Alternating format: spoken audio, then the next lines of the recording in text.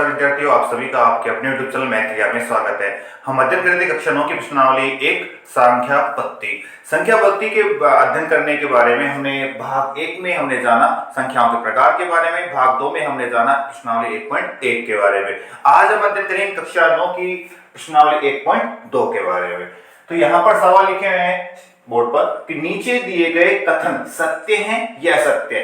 सत्य या असत्य बताने हैं, साथ में बोल रहा है कारण के साथ अपने उत्तर दीजिए। तो कथन पढ़ते हैं एक एक करके और उनके बाद उनके कथनों के उत्तर भी देंगे कि हमने ऐसा क्यों कहा, सत्य या फिर असत्य। तो कथन पहला क्या है? पहला कथन है यहाँ पर, प्रत्येक अपरिमेय संख्या एक वास्तविक संख्या होती है। प्रत्येक अपरिमेय संख्या एक वास्तविक संख्या होती है। तो हम ध्यान रखेंगे कि वास्तविक संख्याओं के बारे में हम जान चुके हैं, क्या थी? परिमेय और अपरिमेय। यानी हमने पहले जाना कि वास्तविक संख्याओं परिमेय और अपरिमेय के समूह को कहते हैं, या परिमेय और अपरिमेय संख्या मिलकर क्या बनाती हैं? वास्तविक संख्याओं का समुच्चय, समूह। तो यहां पर देखेंगे कि प्रत्येक अपरिमेय संख्या क्या बन जाएगी? वास्तविक संख्या। यहां तक कि अपरिमेय संख्या ही नहीं, परिमेय संख्या भी क्या बनाएगी? वास्तविक संख्या। तो देखते हैं यहां पर,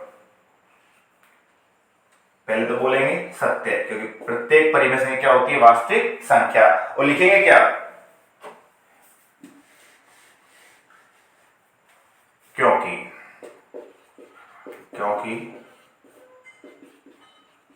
वास्तविक संख्या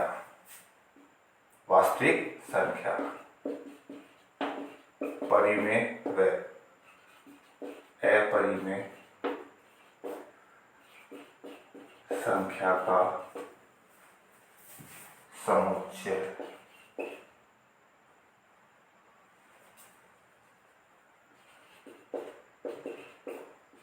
होता है। यानी अपरिमेय और परिमेय संख्या मिलकर क्या बनाती है? वास्तविक संख्या। अगला कथन है, संख्या रेखा का प्रत्येक बिंदु रूट m के रूप का होता है। जहां पर m क्या है? एक प्राकृत संख्या। नोट करेंगे यहां पर, सबसे पहले तो चेक करते हैं,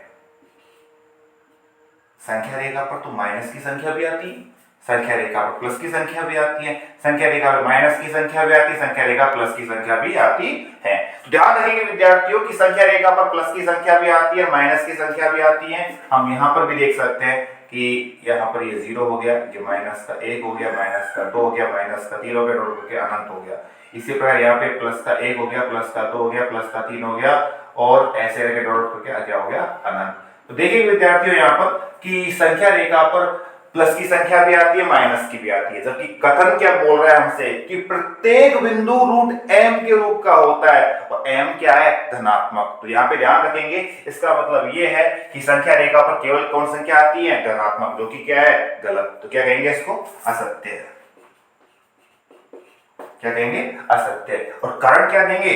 क्यों बोला हमने असत्य? क्योंकि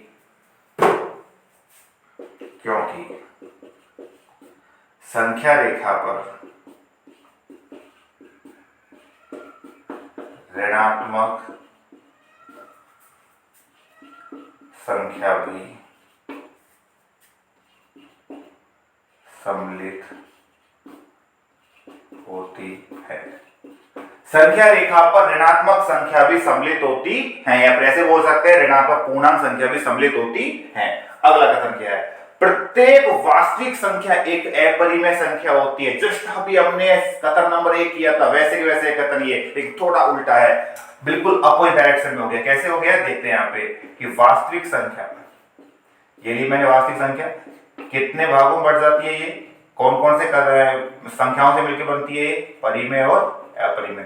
तो ध्यान रखेंगे यहाँ पर, हम कथन तो बोलता है कि प्रत्येक वास्तविक संख्या क्या होती है? अपरिमेय। जबकि हम जानते हैं कि प्रत्येक वास्तविक संख्या अपरिमेय नहीं होती, वास्तविक संख्या परिमेय भी हो सकती है और अपरिमेय भी हो सकती है। तो कथन क्या है? असत्य। क्यों? क्योंकि वास्तविक संख्या परिमेय व अपरिमेय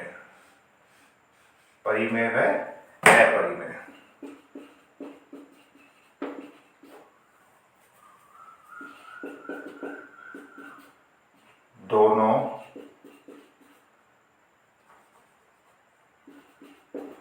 से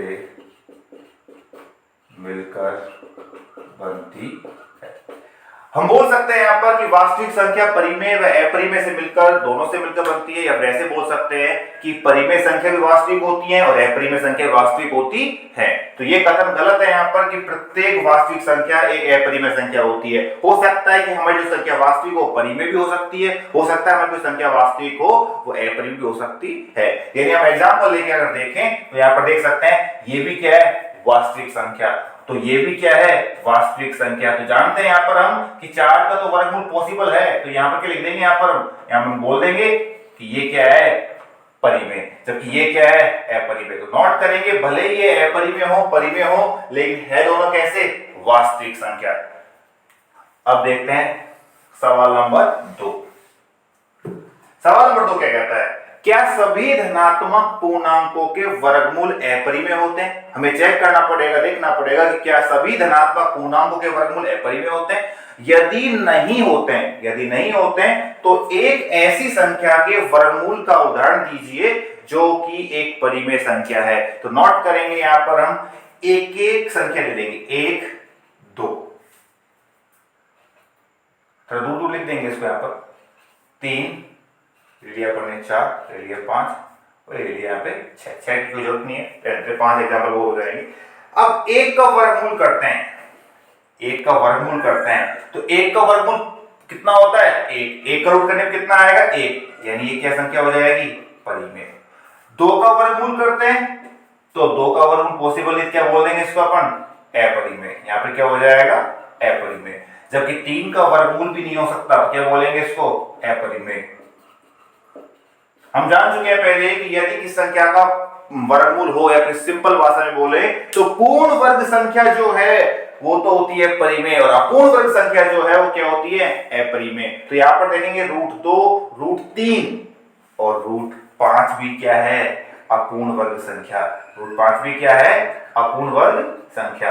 लेकिन 4 का रूट हो सकता है, 4 का वर्गमूल कितना होता है, 2, यानी ये क्या है, पूर्ण वर्ग संख्या, क्या हो जाएगी, ये परिमेय। विद्यार्थियों ध्यान देंगे कि यदि वर्गमूल हो सकता है तो परिमेय बोलेंगे, यदि वर्गमूल नहीं हो सकता तो इसका मतलब क्या बोलेंगे, अपरिमेय। या फिर मैंने पहले भाग में बताया भी था कि अपूर्ण वर्ग संख्या आती है अपरिमेय के अंदर, पूर्ण वर्ग संख्या आती है परिमेय के अंदर। हमारा कथन क्या था कि क्या सभी धनात्मक पूर्णांकों के वर्गमूल अपरिमेय होते हैं? बिल्कुल नहीं, बिल्कुल नहीं होते। क्यों नहीं होते? क्योंकि यहाँ पे धनात्मक संख्या है, यहां पर भी धनात्मक संख्या है, लेकिन अपरिमेय है क्या? बिल्कुल नहीं है। तो यहां पे क्या बोलेंगे? नहीं, पहले मना कर देंगे इसको, नहीं, सभी धनात्मक पूर्णांकों के वर्गमूल अपरिमेय नहीं होते। और फिर एग्जांपल दे देंगे कि 1 का वर्गमूल करा तो परिमेय आ गया, 4 का वर्गमूल करा तो परिमेय आ गया। इसी प्रकार 9 का वर्गमूल भी करेंगे तब भी परिमेय आएगा, 16 करेंगे तो भी परिमेय आएगा। यानी जब तक हमारे पास पूर्ण वर्ग संख्या मिलती रहेगी, हम उनका वर्गमूल करते रहेंगे तो हमें हमेशा परिमेय संख्या प्राप्त होती रहेगी। नोट कर लीजिए विद्यार्थियों।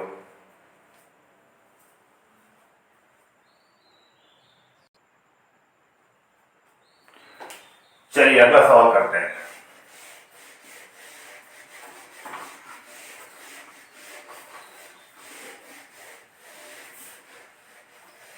सवाल नंबर हमने 2 कर लिए हैं, अब करेंगे सवाल नंबर 3। क्या कहता है सवाल नंबर 3, देखते हैं इसको। सवाल नंबर 3 है, दिखाइए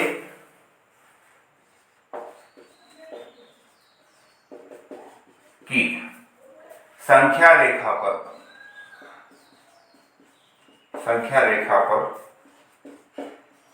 √5 को किस प्रकार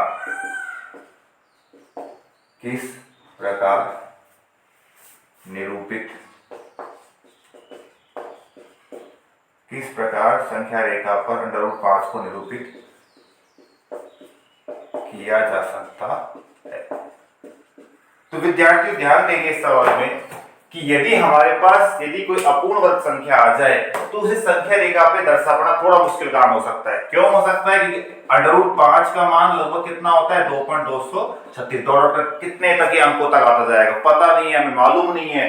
तो यहाँ पर ध्यान रखेंगे कि यदि ऐसे अंक आते जाएंगे डॉट डॉट करके लगातार अंक आते जा रहे हैं, बार बार रिपीट होते जा रहे हैं, या फिर रिपीट नहीं भी हो रहे, अनावृत्ति हो चाहे आवृत्ति हो, लेकिन लिख के कैसे कैसे मान नोट करेंगे, पैमाने पर हमारे पास मान ही नहीं आ सकते इस प्रकार से। तो क्या करते हैं, अंडर रूट वाली जो संख्या है, अपूर्ण वर्ग संख्या है, उनका तरीका थोड़ा सा भिन्न है। सबसे पहले तो क्या करा जाता है यहाँ पर कि हम काम में लेंगे जो मेथड, वो है पाइथागोरस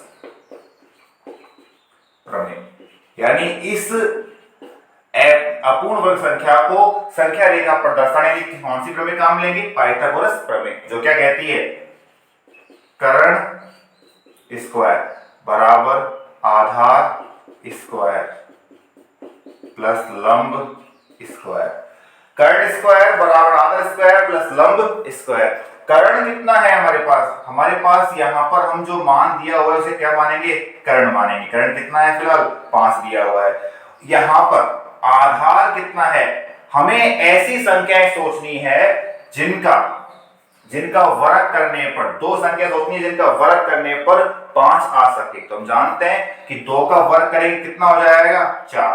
2 का वर्ग करेंगे कितना हो जाएगा, 4, और 1 का वर्ग करेंगे कितना हो जाएगा, 1। 4 और 1 कितने हो जाएंगे, 5। यानी हमारे पास संख्या बिल्कुल आ गई है कि 4, 2 का वर्ग करेंगे 4 और 1 का वर्ग करेंगे तो 1। 4 और 1 कितने हो जाएंगे, 5। अब 5 का वर्गमूल कर देते हैं, लिख देंगे यहाँ पे दोनों पक्षों का वर्गमूल करने पर, तो 5 का वर्गमूल हो जाएगा √5, और यहां पर दोनों संख्याओं एक साथ वर्गमूल हो जाएगा 2 का स्क्वायर 1 का स्क्वायर और पूरे के ऊपर रूट। तो यहाँ पे √5 बराबर क्या आ जाएगा, 2 का वर्ग प्लस 1 का वर्ग। यानी यहाँ पर क्या क्या मिल गया कि कर्ण का मान तो कितना आ गया, √5, आधार का मान कितना ले लिया हमने, 2, और लंब का मान कितना आ गया, 1। तो यहाँ पर ध्यान रखेंगे विद्यार्थियों कि सबसे पहली बात तो यहाँ पर यह है कि हमें संख्याओं पे विचार करना है। ऐसी कौन संख्या हो सकती है जिनका वर्ग करने पर, दो संख्याओं का वर्ग करने पर कर्ण के बराबर मान प्राप्त हो सके। यदि हम ऐसा कर लेते हैं तो आगे देखेंगे सवाल किस प्रकार करेंगे। अब आगे हमें आवश्यकता पड़ेगी प्रकार की, चांदे की और पैमाने की, पेंसिल की। तो विद्यार्थियों यदि आपने सामान ले लिया है ये, तो देखते हैं आगे सवाल किस प्रकार होगा। सबसे पहले एक सीधी लाइन खींचेंगे, किसकी सहायता से, पैमाने की सहायता से। तो पैमाने से लाइन खींचने के बाद देखेंगे यहां पर कि हम पैमाने से मान नोट कर देंगे, 0 1 2 3 इस प्रकार मान नोट कर देंगे। यदि हमने मान नोट कर दिया है 0 से लेकर 3 2 3 तक, क्योंकि हमें ज्यादा आवश्यकता है नहीं उनके मानों की, हम माइनस के मान लेना चाहते हैं तो यहां पर दोबारा पैमाने को रिवर्स में लिखेंगे और 0 से 1 2 3 नाप के लिखते जाएंगे सेंटीमीटरों में, 0 1 2 3 इस प्रकार से। बस फर्क कितना है, 0 से पहले जो मान है वो किसके हो जाएंगे, माइनस के। तो माइनस का चिन्ह लगा देंगे, लेकिन नोट किससे करेंगे, पैमाने से नोट करेंगे सेंटीमीटर में। तो ये 1 सेंटीमीटर हो गया, 2 सेंटीमीटर हो गया, 3 सेंटीमीटर हो गया, ये भी 1 सेंटीमीटर 2 सेंटीमीटर 3 सेंटीमीटर, लेकिन इनकी आवश्यकता हमें नहीं है। तो यहाँ पर ध्यान देंगे, सबसे पहले तो पैमाने में अंकित कर देंगे 0 1 2 3 मान। उसके बाद क्या करते हैं, उसके बाद बात ध्यान रखनी है हमें कि सबसे पहले हमारे पास आधार कितना है वो देखते हैं। आधार कितना है यहाँ पे हमारे पास, 2। तो यहाँ पर 0 से और 2 सेंटीमीटर के नाप की क्या करेंगे, रेखा खींच लेंगे, रेखा खंड। तो यहाँ पे ध्यान देंगे, इसको नाम दे देंगे हम A, इसे नाम दे देंगे B, और इसकी यहां से यहां तक की लंबाई कितनी है, 2 सेंटीमीटर, क्योंकि हमारे पास आधा कितना सेंटीमीटर लिया है हमने, 2 सेंटीमीटर। उसके बाद में लंब कितना आया हमारे पास, 1 सेंटीमीटर। तो नोट करेंगे विद्यार्थियों, लंब लेने के लिए सबसे पहले तो यहाँ पर विद्यार्थियों एक 90 डिग्री का कोण बनाओगे, किसकी सहायता से, 40 सहायता बनाया जा सकता है यहाँ पर कोण, और चाहे तो प्रकार से बनाया जा सकता है। तो यहाँ पे 90 डिग्री का कोण बनाएंगे ताकि हमारे पास क्या आ सके, लंब। और लंब लेना कितना सेंटीमीटर है, 1 सेंटीमीटर। तो यहाँ पर प्रकार की नोक रखी जाएगी, कहां पर रखी जाएगी, यहाँ पर, और 1 सेंटीमीटर का चाप काटेंगे। तो विद्यार्थी नोट कर लेना कि यहाँ पर ये लंबाई कितनी हो जाएगी, 1 सेंटीमीटर। लिख देता हूं मैं यहाँ पर 1 सेंटीमीटर इसकी क्या आ रही है, लंबाई। 1 सेंटीमीटर लंबाई इसकी आ चुकी है। अब आगे देखते हैं, तो ये जो चाप कटा है इसको अपन नाम दे देंगे यहाँ पर बिंदु C नाम देने के बाद क्या करेंगे विद्यार्थियों, 0 से लेकर C को मिला देंगे। 0 से लेकर C को मिला देंगे। विद्यार्थी ध्यान देंगे कि आधार हमारे पास है 2 सेंटीमीटर, लंब हमारे पास है 1 सेंटीमीटर और कर्ण कितना है? कर्ण है √5 सेंटीमीटर। यानी यदि यहाँ पे हम इसको नाप तो कितना आ जाएगा? √5। अब क्या करेंगे? अब 0 से लेकर या बिंदु A से प्रकार की नोक 0 पर या बिंदु A पर प्रकार की नोक रखी जाएगी और यहाँ पर प्रकार की नोक रखने के बाद यहां तक माप भर लेंगे, यहां तक चाप भरा। अब इसके बाद प्रकार के नोक को धीरे धीरे नीचे की ओर घुमाएंगे। जहां पर भी ये कटेगी, जहां पर भी संख्या रेखा को काटेगी वही हमारा क्या है? √5। यानी यहां पर इसने संख्या रेखा को काटा तो हम बोल सकते हैं ये मान हमारा क्या है? √5। कौन सा मान? यहां पर। तो ध्यान रखिए विद्यार्थियों, इस प्रकार हम √5 को संख्या रेखा दर्शा सकते हैं। दोबारा रिपीट कर देता हूं एक बार कि सबसे पहले तो यहां पर स्केल से लाइन खींचेंगे पैमाने से, उसके बाद में 0 1 2 3 सेंटीमीटर में अंकित कर देंगे। अंकित करने के बाद में 0 से लेकर 2 सेंटीमीटर का हमारे पास क्या लेना है? हमको रेखाखंड, क्योंकि हमारे पास आधार कितना है? 2 सेंटीमीटर। 2 सेंटीमीटर पे रख देंगे इसको नाम दे देंगे A, इसको नाम दे देंगे B। B पर 90 डिग्री का बनाना है कोण, क्योंकि हमको क्या लेना है? लंब। लंब कितने डिग्री का होता है? 90 डिग्री या फिर समकोण का होता है। अब ध्यान देंगे आगे, समकोण बनाने के बाद में यहां पर कितने डिग्री का, कितने सेंटीमीटर का चाप काटेंगे? 1 सेंटीमीटर का, क्योंकि हमारे पास लंब कितना सेंटीमीटर है? 1 सेंटीमीटर। 1 सेंटीमीटर का चाप काटेंगे, जहां पे चाप काटो से क्या नाम दे देंगे? C को मिलाएंगे A से, तो ये हमारे पास क्या आ जाएगा? कर्ण। जो कर्ण कितना है हमारे पास? √5। अब ये कर्ण का भरेंगे हम पूरा चाप A से लेकर C तक और उसके आगे बढ़ाएंगे तो संख्या रेखा पे जहां पर भी काटेगा वो हमारा क्या होएगा? वो हमारा होगा √5। तो यही हमने √5 को दर्शा दिया है संख्या रेखा पर। नोट कर लीजिए विद्यार्थियों।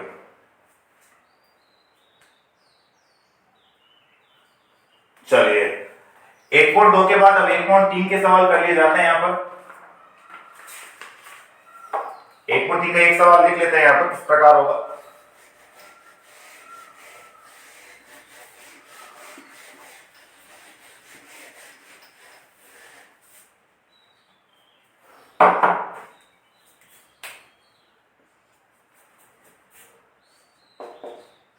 सवाल नंबर फर्स्ट क्या है?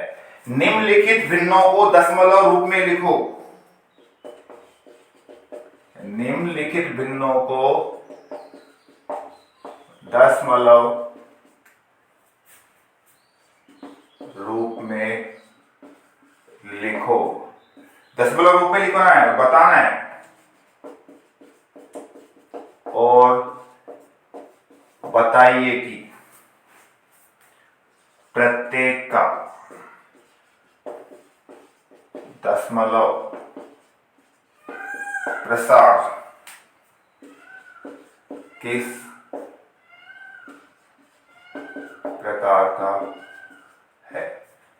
तो हम यहाँ पे 6 सवाल है, कोई 3 सवाल कर लेते हैं। यहाँ पर 36/100 एक सवाल ले लिया है, दूसरा ले लिया है हमने यहाँ पर 4 से 1/8, 4 से 1/8।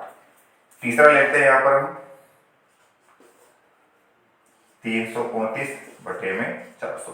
विद्यार्थी ध्यान देंगे कि केवल इतना सा काम करना है। यहाँ पर हमें एक दशमलव रूप में लिखना है, बताना है दशमलव प्रसार किस प्रकार का है। शांत है, अशांत है, हम जान चुके हैं दशमलव प्रसार किस प्रकार के हो सकते हैं। तो देखते हैं यहाँ पर 100 का भाग देना होगा 36 में, देते हैं 100 का भाग 36 में। 100 का 36 में जाता नहीं है तो हम लगाएंगे यहाँ पे 0, यहाँ पे लगाएंगे दशमलव। 100 का भाग 360 में कितनी बार जाएगा? 3 बार। 100 है 300, 0 6 में 0 जाएंगे 6, 3 में 3 जाएंगे 0, यानी कितना बचा? केवल 60। अब 60 में 100 का भाग जाता है तो 0 लगा देंगे। 100 का भाग 600 में कितनी बार जाएगा? 6 बार, यानी शेष पर क्या बचा? 0। भाग कितनी बार गया? पूरी बार 36 बार, 0.36 बार। तो यह लिख देंगे 36/100 बराबर कितना आ गया? 0.36। चूंकि भाग पूरा गया है तो क्या बोल देंगे? शांत। कैसा दशमलव प्रसार है इसका? शांत। तो शांत परिमेय संख्या आ गई ये तो, क्योंकि हमारे पास पूरा चले गया है। अब देखते हैं अगला सवाल क्या है। सवाल नंबर 2 क्या कहता है? 4 से 1/8। पहले तो बढ़ाएंगे मिश्र भिन्न से सरल भिन्न, तो कैसे बनेगी? 8 चौक 32, 32 और 1 33 बटे में 8। 8 चौक 32, 32 और 1 33 बटे में 8। अब भाग देंगे 8 का, किसमें देंगे भाग? 33 में। 8 एकम 8, 8 चौक 32, बचा कितना? 1 लगा दी मैंने 0। अब 0 लगाई तो दशमलव चिन्ह लगाना पड़ेगा। 8 एकम 8, बचे कितने? 2, लगा दी मैंने 0। 8 पंजो 40, 8 पंजो 40 थी, 8 दूनी 16, बचे यहाँ पे 4, अब लगा दी 0, अब हो जाएगा 8 पंजो 40। तो विद्यार्थी ध्यान देंगे, यहाँ भाग पूरा पूरा जा चुका है। अगर भाग पूरा पूरा जाता है तो क्या बोल देंगे इसको हम यहाँ पर हम बोल देंगे कि 4 से 1/8 बराबर कितना आ रहा है 4.125, या बोल सकते हैं इसको क्या है, ये शांत परिमेय। चूंकि भाग पूरा पूरा जा रहा है तो बोल सकते हैं इसको शांत परिमेय है ये सवाल। अब देखते हैं अगला सवाल क्या है, 329 बटे में 400। चूंकि 400 का भाग देना यहाँ पर थोड़ा मुश्किल काम हो जाएगा, तो हम तरीका काम में लेंगे जो दशमलव प्रसार, शांत दशमलव प्रसार वाला तरीका है। किस प्रकार से काम लेंगे, ध्यान से देखना बोर्ड पर। सबसे पहले 329 लिखेंगे और 400 के अभाज्य गुणनखंड कर देंगे। इस प्रकार से नोट करना, 400 के अभाज्य गुणनखंड कर रहा हूं मैं। 2 का भाग 400 में देंगे 200 बढ़ जाएगा, 2 का भाग 200 में 100 बढ़ जाएगा, 2 का भाग 100 में 50 बढ़ जाएगा, 2 का भाग 50 में 25 बढ़ जाएगा, 5 का भाग 25 में 5 बार, 5 का भाग 5 में 1 बार। यहाँ पर नोट करेंगे कि 2 की घात कितनी आ गई, 1 2 3 4, 2 की घात कितनी है 4, और 5 की घात कितनी है 1 और 1 2। तो विद्यार्थी ध्यान देंगे कि यहाँ पर सबसे पहले तो 2 की घात और 5 की घात रूप में लिख देना है। ये सवाल तभी हो सकता है जब हमारे पास शांत परिमेय हो। हमें मालूम नहीं है कि शांत परिमेय क्या शांत है। यदि ये सवाल अशांत का होता है तो हमें भाग ही लेना होगा। तो यदि शांत आ रहा है, फिलहाल हम चेक कर चुके हैं कि हर का मान 2 की घात n गुणा 5 की घात n के रूप में है, तो इसलिए हम सवाल को आगे बढ़ा सकते हैं। किस प्रकार होगा, देखिए बोर्ड पर। 329 बटे में 2 की घात 4, दोनों घातें बराबर। मैं बोल चुका हूं यहाँ पर कि 2 की घात n गुणा 5 की घात n के रूप में होना चाहिए। घातें कैसी होनी चाहिए, समान। अब घातें यहाँ पे समान थोड़ी है, यहाँ पर तो 2 की घात 4 आ रही है, 5 की घात 2 आ रही है। तो दोनों घातों को बराबर करने के लिए जिसकी भी घातें कम पड़ रही है उसी के घातों से ऊपर नीचे कर देते हैं, अंश और हर को गुणा। किसकी घातें कम पड़ रही है, 5 की घात कम पड़ रही है। कितनी कम पड़ रही है, 4 में से 2 घटाएंगे 2 कम पड़ रही है, तो 5 की घात 2 से अंश और हर को क्या कर दिया अपन ने, गुणा कर दिया। आगे देखते हैं, 329 गुणा 5 की घात 2 का मतलब कितना हो जाएगा 25, तो 2 की घात 4। हम जानते हैं कि घातांक का नियम होता है कि यदि हमारे पास आधार समान है, 5 5 समान है, दोनों जगह समान है, यदि आधार समान है और गुणा का चिन्ह है तो घातें जुड़ जाती है। दोनों तो कितनी घातें हो जाएंगी 4। अब चूंकि यहाँ पे दोनों की घातें समान आ चुकी है तो हमारे पास एक और नियम आ जाएगा। घातांक का एक और नियम है, यदि घातें समान हो तो आधार में जो भी संख्या लगी उसको लगा देंगे। कैसे, देखिए ध्यान से बोर्ड पर। हमारे पास घातें समान है 4 4, तो आधार में संख्या लगी है गुणा की, तो हम गुणा कर देंगे दोनों को। तो 8225 बटे में 10 की घात कितनी हो जाएगी, 4 हो जाएगी। 10 की घात 4 का मतलब विद्यार्थी जानते हैं यहाँ पर क्या होगा, 10 की घात 4 का मतलब 10,000 हो जाएगा। और नीचे जितने भी अंक हमारे पास नीचे हैं उतने अंक छोड़ के दशमलव का चिन्ह लगा देंगे। तो विद्यार्थी ध्यान देंगे, जितने भी अंक हमारे पास नीचे है जीरो के, 1 2 3 4 जीरो है तो 4 अंक छोड़ेंगे, दशमलव का चिन्ह लगा देंगे। भाग चूंकि पूरा पूरा जा चुका, क्या बोल देंगे इसको भी, शांत परिमेय। तो विद्यार्थी ध्यान देंगे, जितने भी सवाल हमने किए वो सब किस प्रकार के थे, शांत परिमेय। क्लास अब किस प्रकार लगी कमेंट बॉक्स में जरूर बताएं। आशा करता हूं क्लास आपको अच्छी लगी हो। यदि क्लास आपको अच्छी लगी हो तो लाइक करें, शेयर करें, सब्सक्राइब करें। धन्यवाद।